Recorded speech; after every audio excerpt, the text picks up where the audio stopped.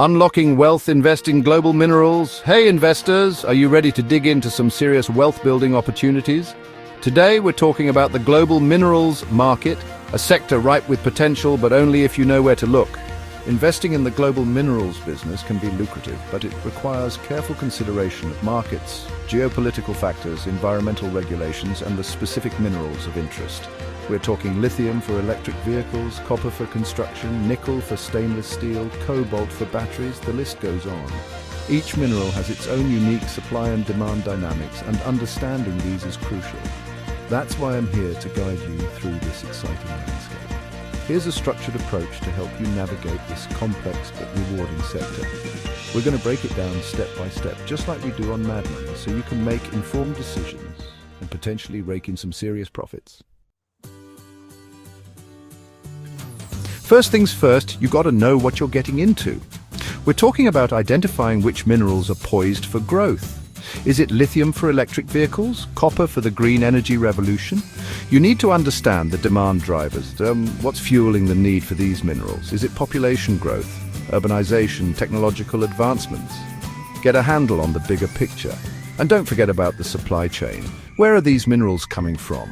Who are the major producers? What are the geopolitical risks associated with those regions? Remember, a disruption in supply can send prices skyrocketing, and that's where you can capitalize. Do your homework, study the trends, and become an expert in your chosen mineral market. This isn't just about picking a hot stock tip. This is about understanding the fundamentals of the industry, the forces driving demand, and the potential roadblocks along the way. Knowledge is power, people. Now that you've got a handle on the market, it's time to figure out how you want to play it. Are you a stock picker at heart? Then load up on shares of publicly traded mining companies. Remember, not all mining companies are created equal. Look for companies with a proven track record of profitability, strong management teams, and a commitment to sustainable practices. Not comfortable with the volatility of individual stocks? No problem. Consider commodities and futures. This allows you to directly track the price movements of specific minerals. But remember, futures trading can be risky and is best suited for experienced investors. Feeling adventurous? Venture capital and private equity offer opportunities to get in on the ground floor of promising mining projects. Just be prepared for a bumpy ride and a longer investment horizon. And don't forget about royalties and streaming, a way to provide financing to mining companies in exchange for a share of their future production. It's a lower risk way to gain exposure to the sector. Listen up, because this is critical. You can't talk about mining without talking about geography. Where those minerals are located matters a lot. Political stability, government regulations, infrastructure, these are all make or break factors for mining operations. You want to invest in regions with a strong rule of law, transparent regulations, and a supportive government. Avoid places rife with corruption, political instability, or a history of resource nationalism. Remember, a mine in a politically unstable region is a recipe for disaster, no matter how promising the deposit. And don't forget about infrastructure. Can you easily get those minerals to the market? Are there roads, railways, or ports in place? Transportation costs can make or break a mining project, so make sure the infrastructure is there to support it. Chapter 4. Evaluate ESG factors. Now let's talk ESG, environmental, social and governance factors. This isn't just about feeling good, it's about protecting your investment. Investors are increasingly demanding that mining companies operate responsibly and sustainably. Look for companies with strong environmental practices, those that minimize their impact on water resources, biodiversity, and air quality. Social responsibility is key. How does the company engage with local communities? Do they have fair labor practices? And governance, you want to see transparency, accountability, and a commitment to ethical behavior. Remember, companies with poor ESG performance are a ticking time bomb. They're more likely to face lawsuits, regulatory hurdles, and reputational damage, all of which can crush your investment. Don't be caught on the wrong side of history. Make ESG a core part of your investment thesis. Chapter 5, Due Diligence and Risk Management.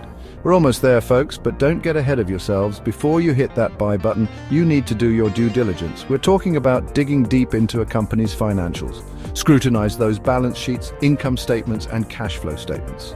Look for companies with healthy margins, low debt levels, and a strong track record of generating cash flow. And don't just rely on company reports.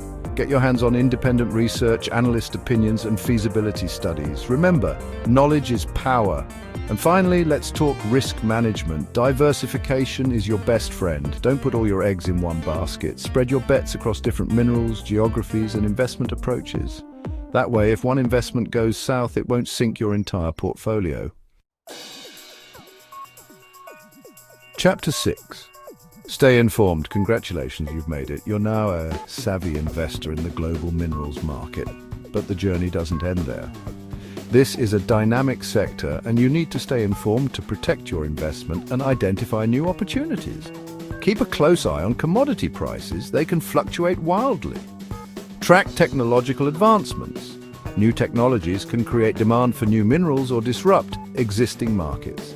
And don't forget about those geopolitical tensions. They can have a major impact on mining operations and commodity prices. The bottom line is this: the more you know, the better equipped you'll be to navigate the ups and downs of the global minerals market. So stay hungry for knowledge, stay ahead of the curve, and watch those profits roll in. Outro happy investing. There you have it, my roadmap to unlocking wealth in the global minerals market. By following these steps, you can make informed decisions and potentially reap significant rewards in the global minerals market. This sector is full of opportunity, but it's not for the faint of heart. It requires diligence, research, and a healthy appetite for risk. Remember, the world relies on minerals for everything from smartphones and electric vehicles to buildings and infrastructure. As global demand continues to grow, so too will the opportunities for savvy investors. But don't just take my word for it. Do your own research, consult with financial advisors, and get in the game. Stay diligent, stay informed, and happy investing.